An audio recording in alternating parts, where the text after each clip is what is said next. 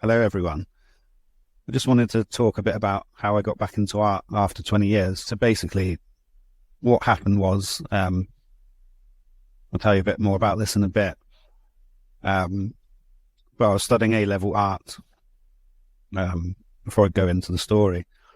I'll just say a bit how I got out of art before I got back into it again. So I was doing my A-level art class, and this one particular tutor, he come up to me one session, and we were drawing these large-scale drawings, and it was nothing ginormous. It was about, let's say, about 3 foot by about 1 foot. So it's quite a big piece of paper for drawing. And I was drawing a scene from my bedroom at home.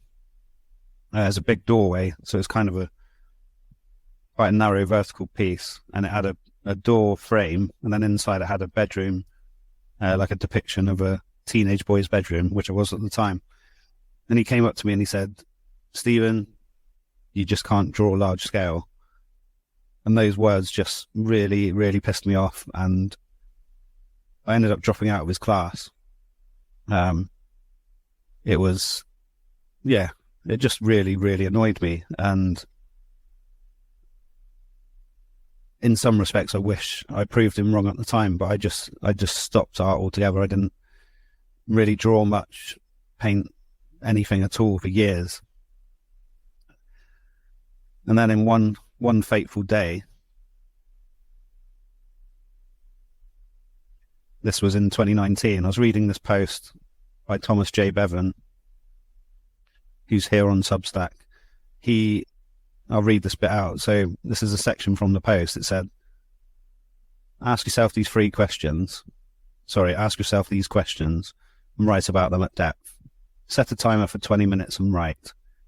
Do this several times if necessary until the revelations and memories come to you. So the questions, ask yourself, what did I want to be when I was a child? What was I obsessed with as a child? And what did people tell me I was good at as a child? So I did a bit of reflection on this. I set the timer, and a clear theme came out of it. It was, what did I want to become as a child? I was always interested in video games and drawing, so I wanted to be a video game designer. What was I obsessed with as a child? Video games and drawing. What did people tell me I was good at as a child? Video games and drawing again. But then I did, over probably the age of 25, I didn't play as many video games because I kind of felt like it was a waste of time. Even though I really enjoyed it, it didn't feel like I was producing, if that makes sense. So I just decided to go down the art route. I'll just read the rest of this section on here. So the purpose of these questions is to realign you with your original vision. Though not fully developed, children know what they're interested in without reference to mercenary tactics and world-weary cynicism. A child likes to paint because they like to paint. They don't have any regard for the odds of success, for the marketplace, what others think of the prospect of painting as a way to earn a living. Their horizons have not yet been limited. They can see clear blue sky beyond the rim of the crab bucket. So true. So many adults believe that it's not possible to make an art career. It's more of a hobby.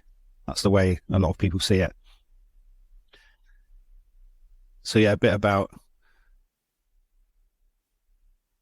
how this inkling kind of, not how it come about, but how I was as a child prior to this all happening in my A-levels. So this example here, I found this recently. I found it in the attic from some press clippings my mum kept. So at the age of 11, I won this competition where you had to draw an environmentally friendly cartoon. Basically the Earthworm cartoon quiz. And as soon as, this is the thing about what Thomas was saying about this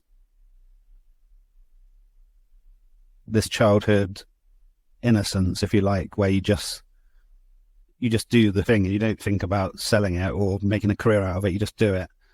And with this Earthworm quiz, I remember it was in English for some reason. They told us about this rather than art. But as soon as the tutor said, I started drawing it. Drew out this cartoon on an A4 bit of paper, drew the little squares, and it was just so easy. I was so engaged. I'm not saying it was an amazingly drawn, but it was a nice little cartoon strip, and I entered it. And then I ended up winning. I can't remember if I won the whole thing, but it says the Year 7 pupils winning entry is picked from over 2,000. And I got a load of books for the school, and I remember winning a load of recycled paper. And if you remember, recycled paper back in like 1993 was not what it was now. It was like this really grey, kind of not very good quality stuff. And it was all lined books as well, so I didn't really make use of the prize as much as I could. But the whole point is that I got stuck into this, and I wasn't concerned about winning the prize or anything like that. It was just having fun with it. And this drawing was one of the inklings I had as a child that I didn't plan doing. I just started doing it from probably, well, obviously we draw at school when we're an infant, and at nursery school we just draw little pictures and stuff. And then from the age of 4 I started getting more into it, and I was drawing. I love looking at nature books. They were so relaxing, flicking through, looking at different animals and copying them onto paper. And then, like I said, drawing video game covers with friends. We didn't get as far as creating a game, but we made so many covers. I wish I'd kept those. It'd be quite cool to look at now. But I think we all have this kind of inkling. I had this little burst of motivation, if you like, from doing the reflection of Thomas's questions. So I decided to buy myself some pen and ink. So I got, the ink you kind of dip in, you get like a stylus type thing, you dip it into a pot of ink. I remember using that at school, and I really enjoyed it. So for nostalgia purposes, I try and connect with how I was as a kid. I bought this ink, some new A5 paper, and a little stylus thing to dip in it. And then I started drawing my dog. So I got some photos of my dog, drew different scenarios, and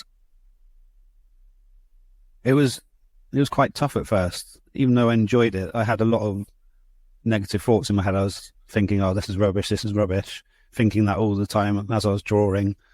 And it felt quite uncomfortable, but it may feel like that at first when you start something again, but you just need to persist, really. So I did these 8 drawings. I think it was within a week, in the first week of January 2019. And when I look back at them now, I really like them. A friend gave me the nudge to like play around with style, so I just kind of mucked around, and whatever came. And I think my favourite is the second one. So it was a photo I took of my dog. He was peering over my laptop when I was working one time. I thought it was really cute. This one here, you can see all these on my Substack page, on my About page. The pinned post, which is called Cream of the Crop. This one is pretty cool. He looks a bit like a fox. It's kind of like Japanese kind of style, a bit like Splinter from Teenage Mutant Hero Turtles. He's obviously a rat. But yeah, this was the big starting point of how I got back into art. And then I'll tell more about this another time, but you just need to get started. It doesn't matter what the outcome is. If you enjoy the process, that's the main thing. So I invite anyone who's been putting off their art for years or wanted to get into it, just start drawing. If it helps, pick a subject, pick your your pet and then just draw loads of different pictures. And I would absolutely love if you shared what you've done. Thanks for listening, and I will speak to you soon. Take care.